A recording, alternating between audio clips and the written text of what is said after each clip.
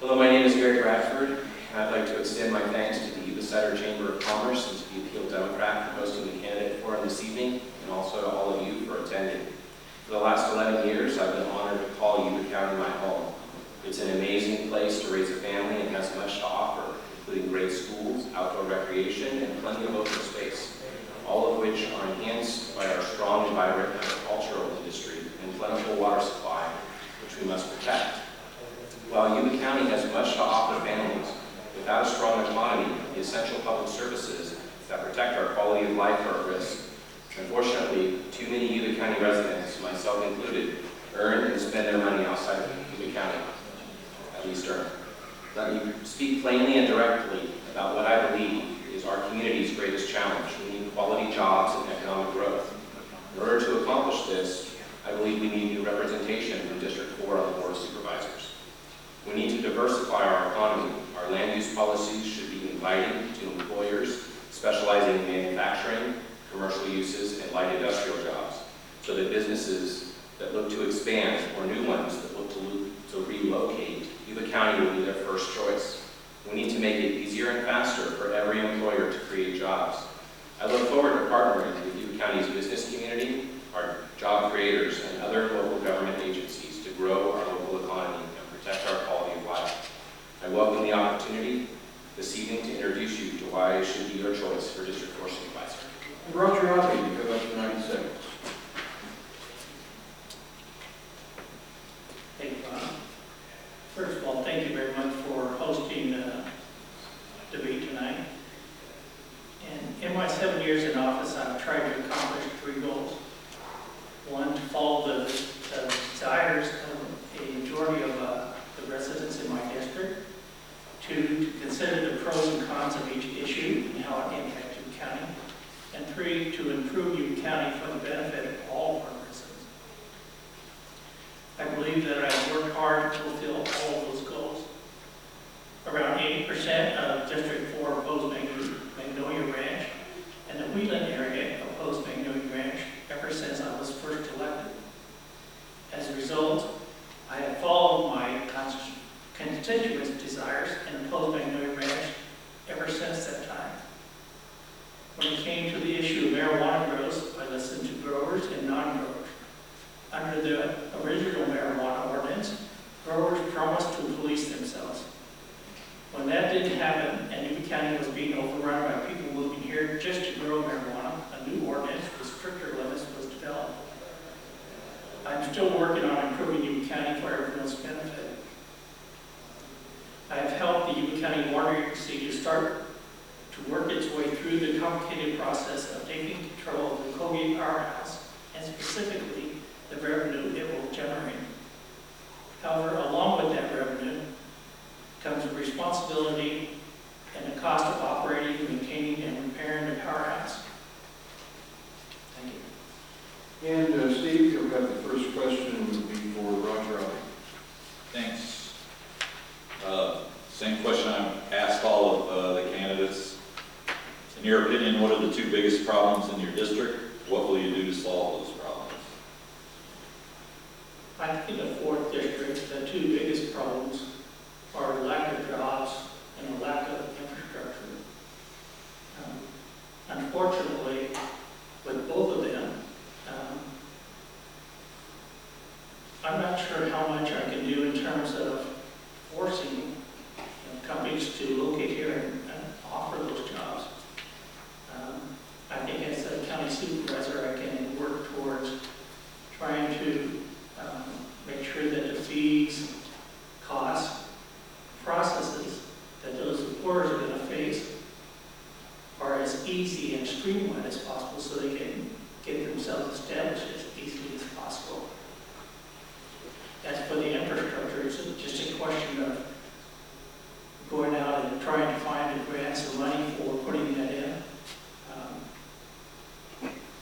I think, though, that with the infrastructure, it's important to consider and remember that when you do that, you don't want to be displacing any existing industries, especially our local agriculture. So I think 2 of the biggest issues in District 4 are traffic and jobs. And so for traffic, I think there's two solutions to that, and one of them actually ties to the jobs issue.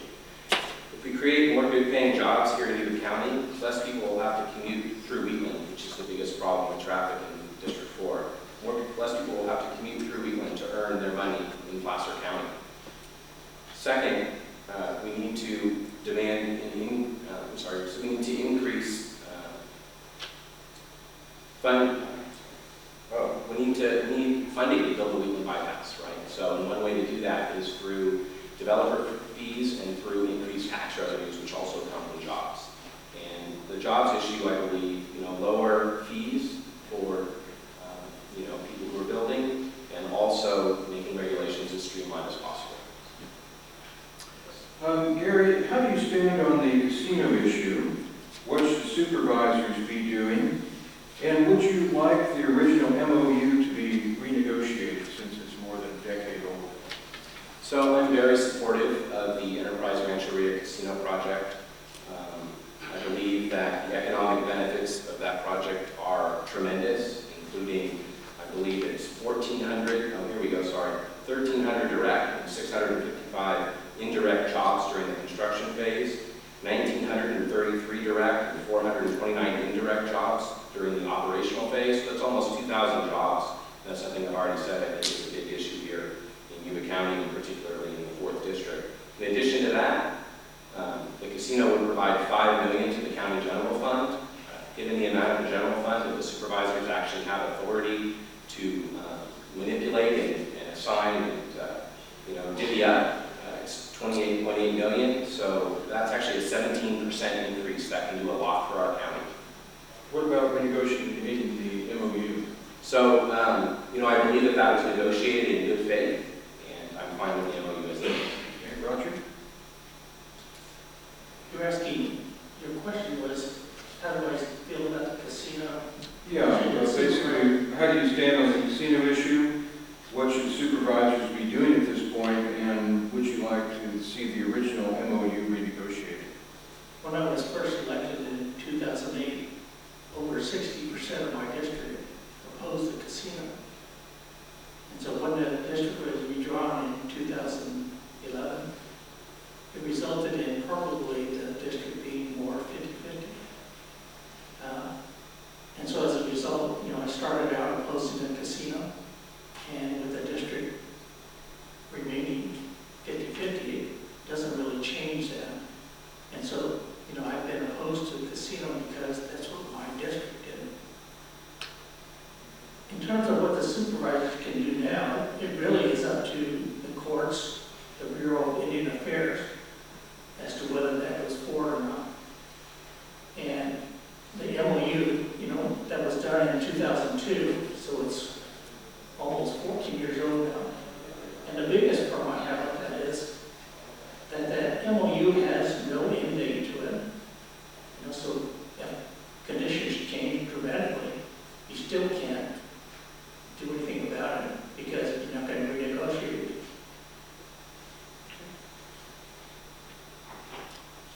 Steve?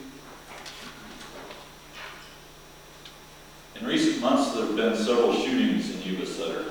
There's a perception, at least, that crime in the Yuba Sutter area in general has been on the rise.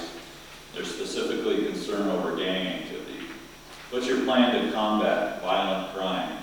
Also, area residents are also concerned about property crimes, vandalism, thefts, burglaries. What needs to be done about that? The answer to addressing that primarily is going to be an increased law enforcement presence. The problem in Yuba County is that people are finding the resources to do that. And even when you do that, you are now dealing with things that basically that the state is doing, I think, to increase both the violent crime rate and the property crime rate. And so the county is just left with trying to fix and do something about that. And so our biggest problem here is finding the revenue to increase the number of deputies we have on the road. And there has been some discussion about, having a local tax measure to help fund that, as well as to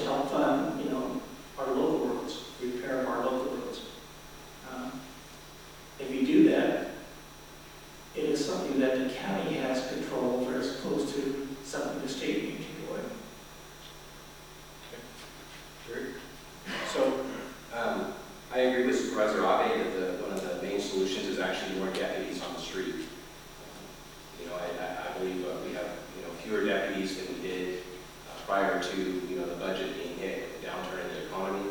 So we need to get the number of deputies back up. Of course, to do that, we need revenue.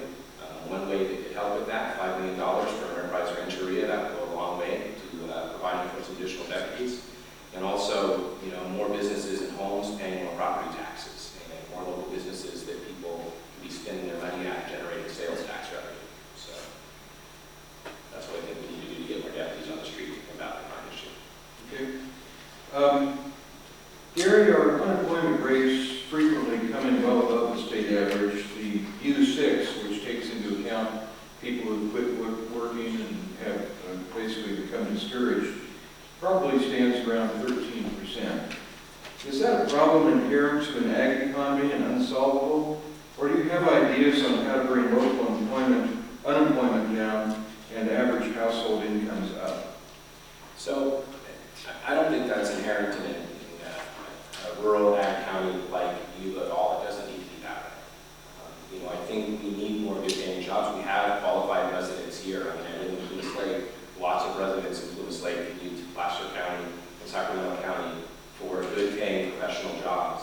And it'd be great if all those people were working here instead. So I think, people can live here and work here, and we don't need to have people commuting elsewhere. We don't need high unemployment. The challenge is, of course, getting those businesses to locate here, right? You need infrastructure, you need, reasonable fees. One of the things we might be able to have in the future is potentially subsidize or inexpensive electricity provided to businesses from the water agency. We certainly have plentiful water. So we have lots of resources here. We have relatively inexpensive land compared to the rest of the Sacramento region. So there's lots of reasons for businesses to locate here. We just need to work hard to get in here, and that would help with our unemployment problem. Okay, Roger.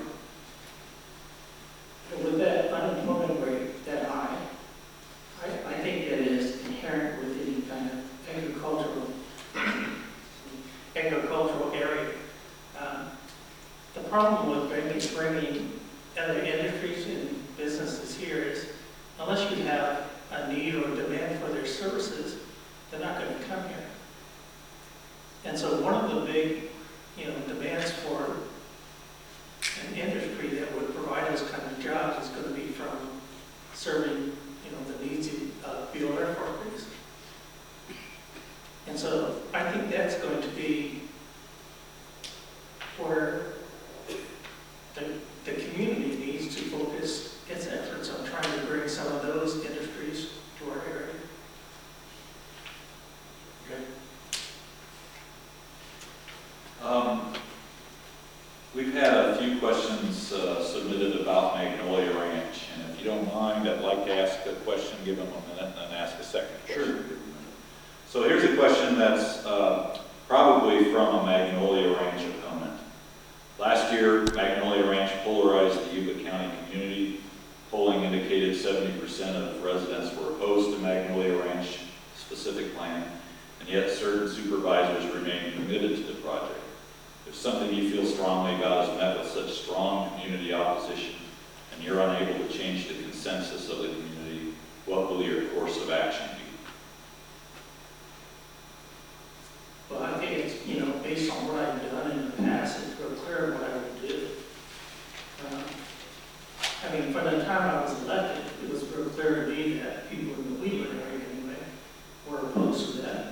And then I learned that people in the Plymouth Lake area were opposed to it as well. I had 2, 3 town hall meetings about Magnolia Ranch, attended by people in Plymouth Lake, Wheatland, and then out in Linda. Even after that, you had those high percentages of people who were opposed to it. And so, with that, I'm not problem at all with following what they wanted to do and what they opposed. Gary? So that really can be a challenge sometimes. Sometimes the people that are sitting on the board of supervisors have information that the general public doesn't, right? And the public is electing those individuals to make a decision on their behalf, weighing everything, weighing public opinion as a large part of that, but also weighing other things that they may know that the general public doesn't know. And so in situations like that, it can be very difficult, right, for the elected official. Their job is to do what's best for the community,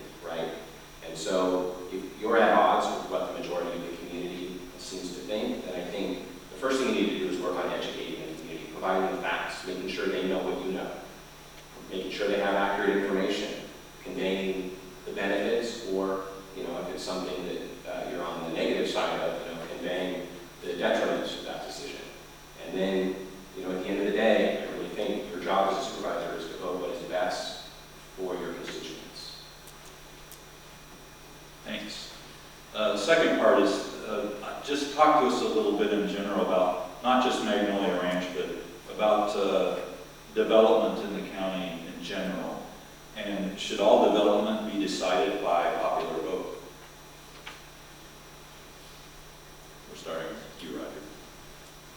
No, I don't think so. I mean, I think that's why you elect a supervisor, to listen to that information and to exercise their judgment as to whether it should or should not go forward. I would expect that any supervisor in exercising that judgment is going to listen to people who live in their district. If in fact there's information that you know that the public doesn't know, then I think it would be extremely important to make sure the public knows that information. I can't imagine any of the information is confidential or so secret that it can't be out there. And I would really take issue with voting and telling people in my district, you're wrong and I know better than you do. And so I'm going to vote in opposition to what you think is best. Gary? No, I think that the reason you elect the Board of Supervisors is to make land use decisions, again, with tremendous public input, public outreach. An example is the general plan, right? That's where a lot of land use decisions in the county come from. And that's a process that's very much vetted through the public. And so, I think, that's where it belongs, is for the supervisors to make that decision. Thanks. Okay. Gary, with Yuba County taking over the Colgate Powerhouse at Bullard's Bar Reservoir, Yuba County is now receiving revenues. Now, I assume that the net revenues from that is being used a lot for the relicensing of the dam, which cost millions of dollars. Once that's paid for, though, how much money could Yuba County see in net revenues from the Colgate Powerhouse, and what should those revenues be used for? So, unfortunately, I don't know what those values would be. I do know it's very much tied to the price, the wholesale price of power, which right now is on the low side, and so we're not getting the revenues that we had anticipated. So, assuming those prices stay low, then of course the revenues are lower than maybe what we were hoping for. But assuming they go up, right, that's good news. So I mentioned earlier, one of the things I really think that those revenues should be used for is, and I don't know how the details, right, from a legality standpoint of how you do this, but I think that you either need to subsidize or provide low-cost power to businesses and potentially residents in order to drive economic growth. Okay. Roger. I'm sorry. When the water agency took over the Colgate Powerhouse and May 1st, they did that when all the bonds for the dam and the powerhouse, all that was paid for. And so all of that is now paid off. The net revenues from all that, from operating that powerhouse, is not going to be anywhere near what was thrown around in the last several years. I think, a big part of that money now, as in the past, is going to be used to help protect and make, Yuba County as flood safe as possible. I think that money should be used to benefit the entire county, not just the valley floor. Although I think in the foothills, one of the big things that can be done with that money is what James was talking about in terms of cleaning up the forest.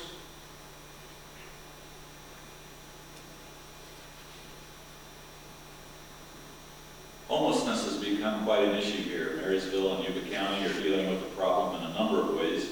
Are they the right ways, and are there additional methods that could be used to address the various issues related to homelessness? Starting with you, Roger.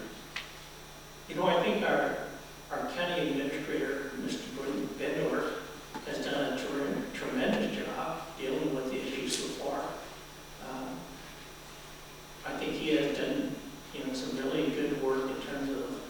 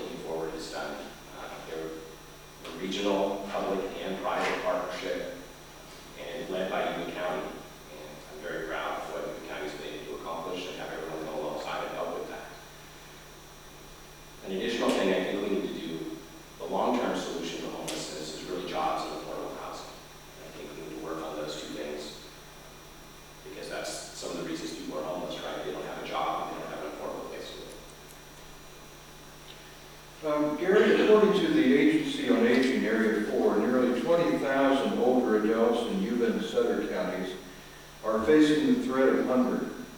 Yet 3 out of 5 individuals eligible for SNAP, the Supplemental Nutrition Assurance Program, formerly food stamps, miss out on benefits, while others face fewer meals on wheels deliveries or they're left on waiting lists. What are your plans to improve the access of seniors and people with disabilities to the nutritious meals necessary to maintain health and independence?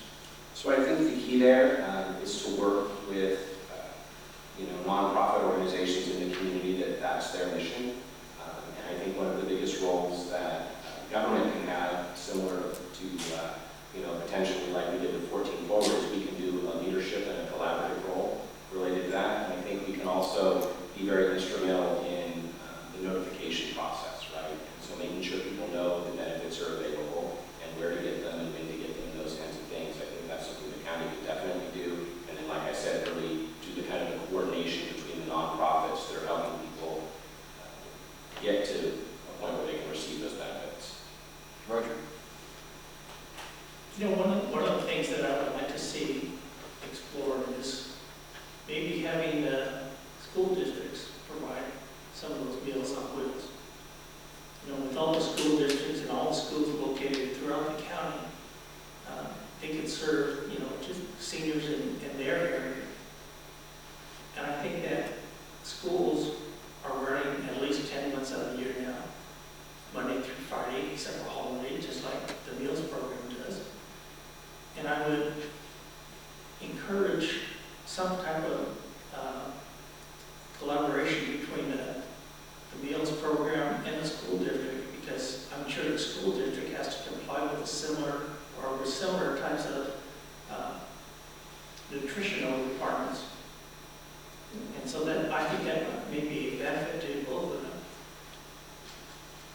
Okay. Thanks. Well, we live in a fairly rural part of California, and agriculture is one of the primary building blocks of our local economy.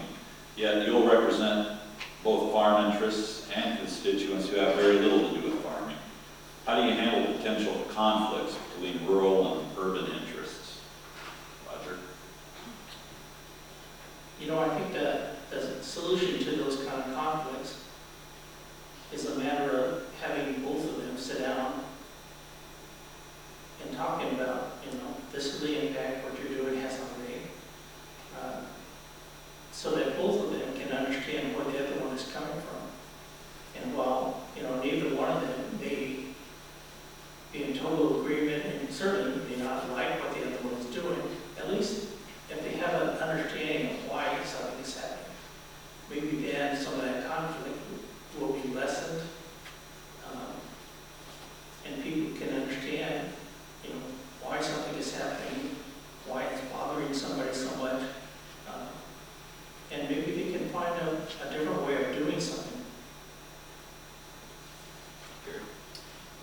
I actually agree with Supervisor Rabe a lot in his response. Open communication is really key to that, and making sure that both sides understand where the other is coming from and the impact that any decision is causing, to the other, and what their struggles are, and what their challenges are.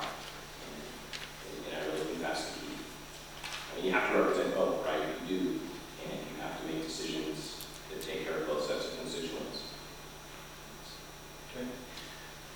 Gary, for many years, and we're going back probably almost as long as I've lived here, back into the early 80s, the idea of a combined dispatch center for the law enforcement entities in Yuba and Sutter counties has been discussed. Is it, or will it ever be a valid idea? I think regional cooperation, in particular between Yuba and Sutter counties, is very important. We collaborate on mental health, we collaborate on the juvenile hall. I don't see any reason why we can't also collaborate on this, right? It seems like it would save money. So I think the county should get together and work to make it a reality. Roger? I think it is a valid idea. But just like a lot of really valid ideas, the problem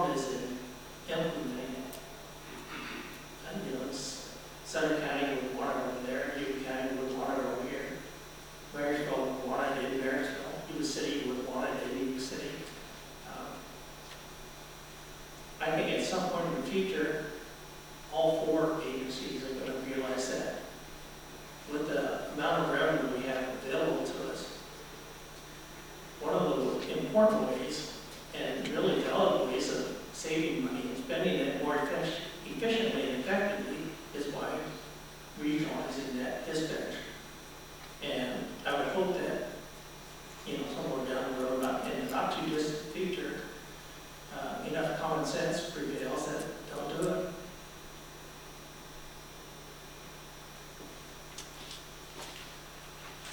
Well, we'd like to know what your opinion is on what's going on between Cordua Irrigation District and YCWA.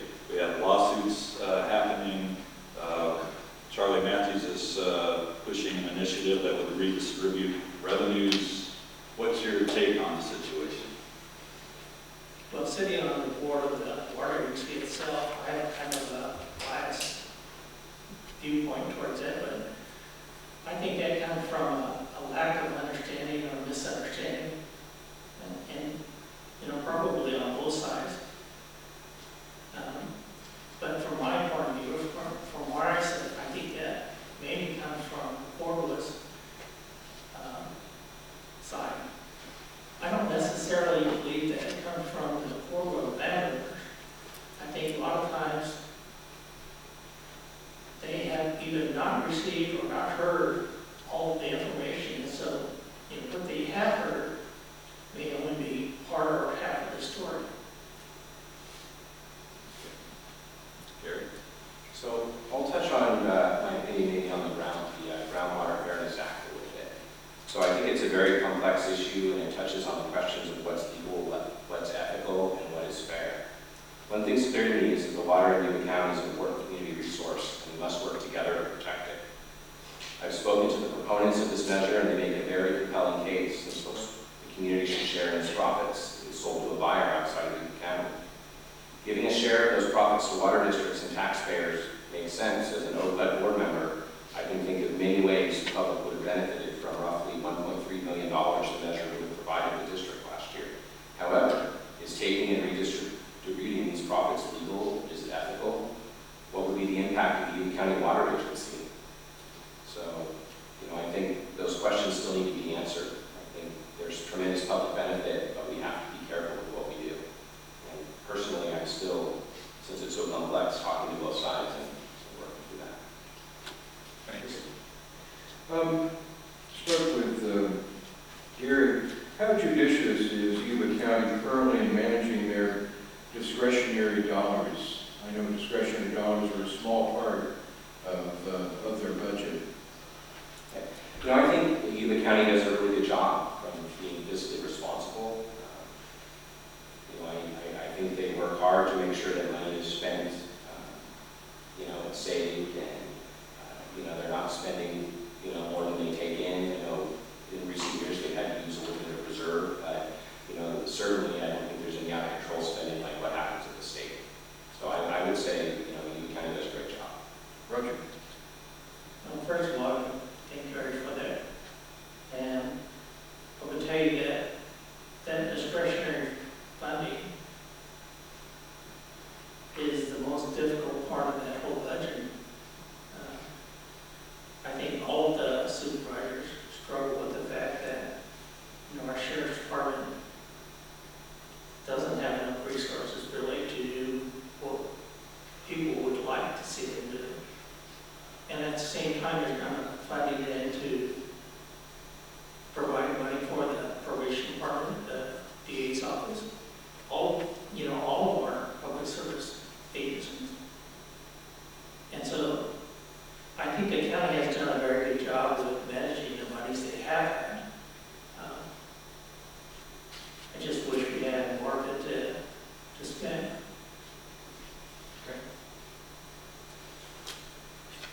Marijuana will be back on the ballot, medical marijuana and recreational marijuana use. What's your stance on both of those issues, and how will Yuba County deal with the issues if the proposals pass? I think that the county's current ordinance with medical marijuana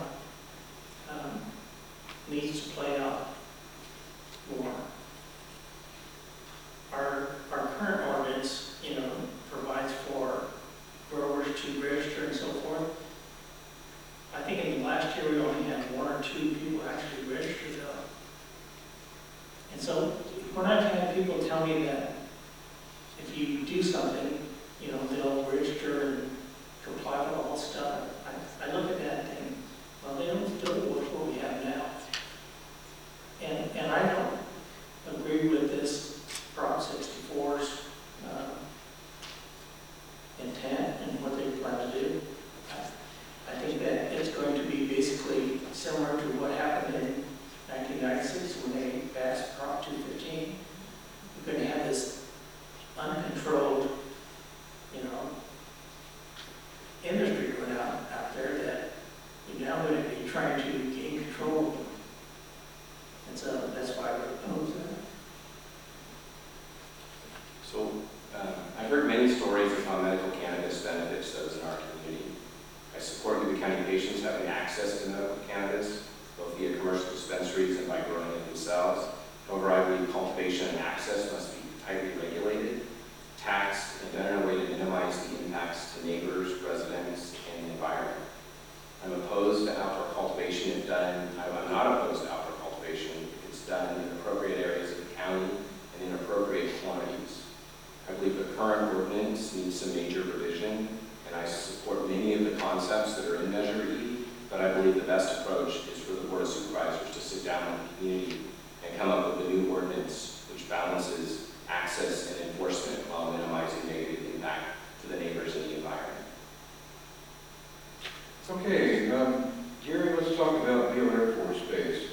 What can Yuba County do in its role as host community for Beale Air Force Base? And also looking at maybe another round of base closures throughout the United States to keep our base viable in our community. So there's a couple things we can do. One thing I think we need to do is make sure that there's adequate housing for people that are at Beale Air Force Base. And more importantly, I think we need to make sure that Beale Air Force Base has the infrastructure that it needs to continue its mission. So one of the areas they're struggling right now is they have an aging wastewater treatment plant, and they need a new wastewater treatment plant. And, I'm actually involved with my role at OPA, working with Beale so that they potentially may connect into OPA rather than building their own wastewater treatment plant. And I think that the county needs to try to be as supportive of that project as possible, and any other infrastructure needs that Beale has as well. I know they also have some infrastructure needs for building power. I think, if I remember correctly, they're doing something with another public agency outside of Yuba County, but if that's an area that the water agency could help with, that'd be great. Roger. I think that what the county can do, the very most important thing the county can do, is to make sure that nothing happens to endanger or imperil, Beale in a future wreck, the base realignment and closure stuff. And I think to begin with, that would include things like Magnolia Ranch. Well, Magnolia Ranch itself, and by itself, may not result in that closure. Once you start building around the base, how are you then going to tell someone else, no, you can't build because it's too close to the base? Because their first response is going to be, why can't I build? Why can't I build? And so now you have housing all around the base. And I don't want to do anything that's going to imperil or put at risk, the base from future closure. We'd like to know your opinion on the farm labor overtime bill that just passed into law this past legislative session. How do you think it affects the local economy from the standpoint of both growers and labor? Roger.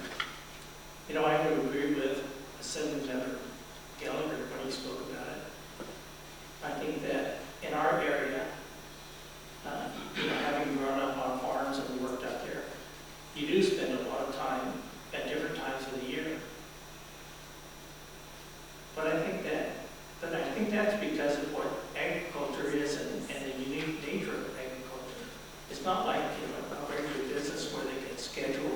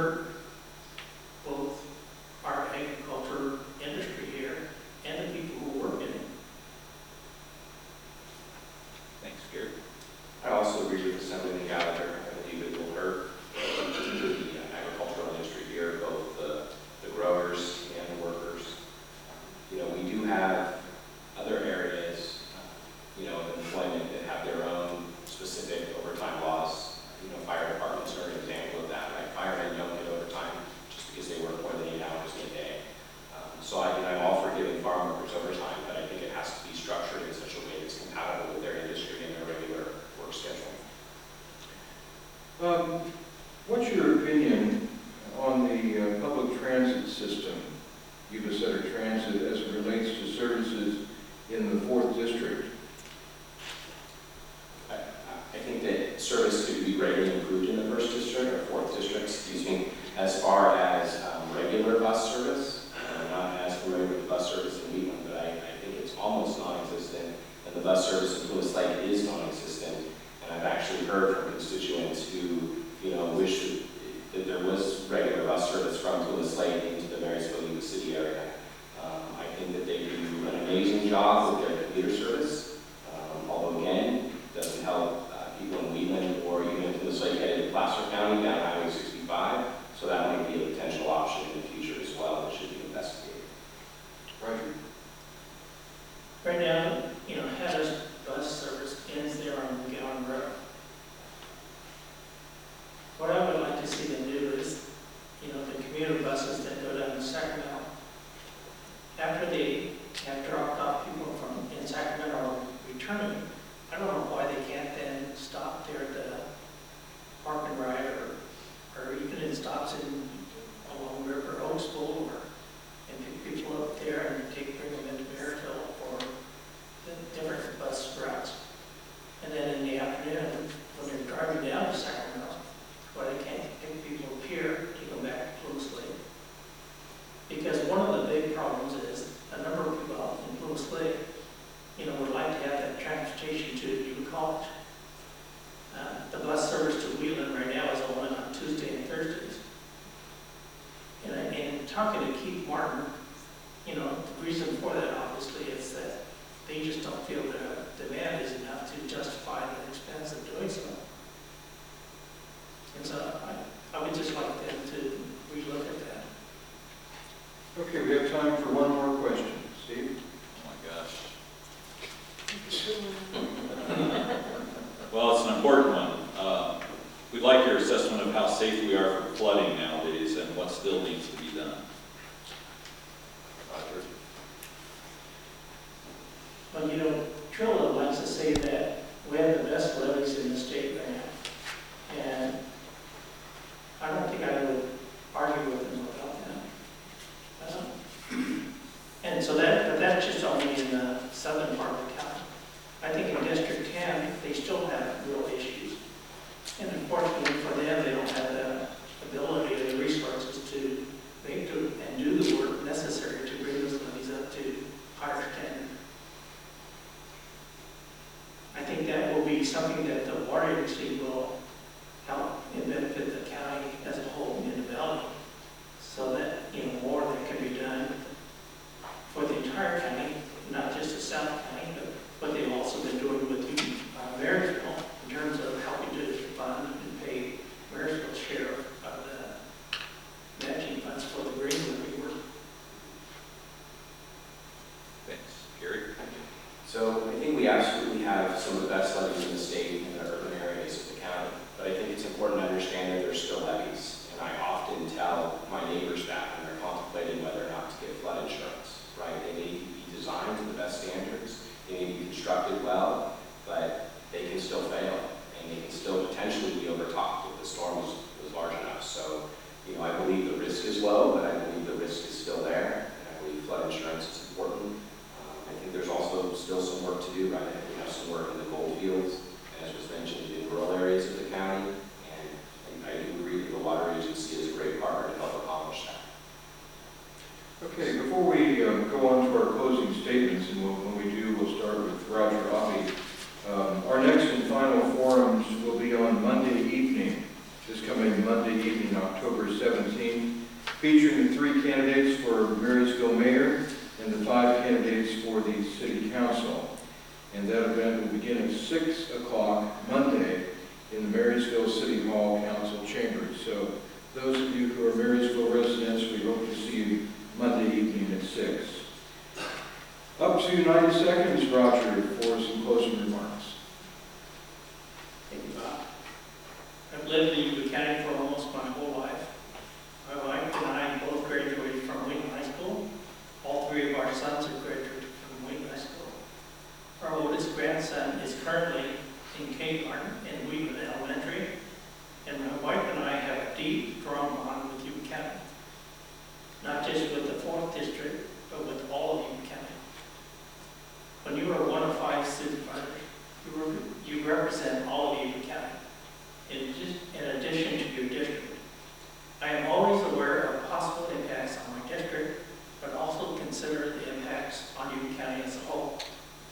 believe that helps explain why you get along so well with our state assemblyman, James Gallagher, who has endorsed me. This is also why such good, honest, solid people like Wayne and Bishop, Jerry and Lori Noreen, Cotton Rosser have endorsed me.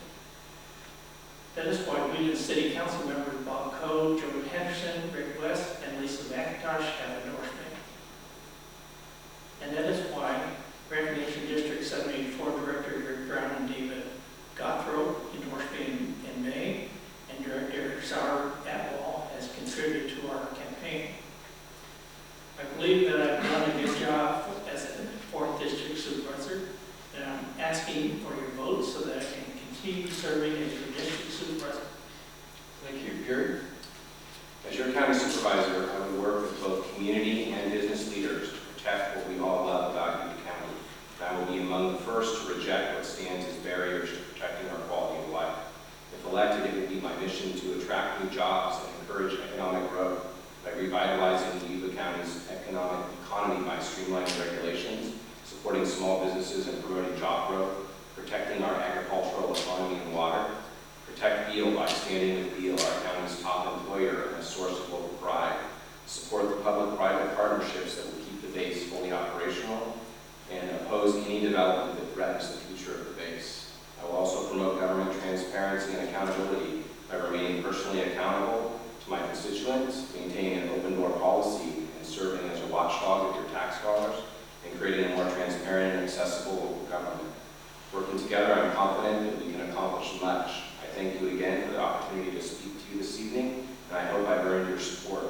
To learn more about my candidacy, you can visit voteforbradford.org or facebook.com/voteforbradford. Thank you. Thank you very much to both candidates. A big round of applause.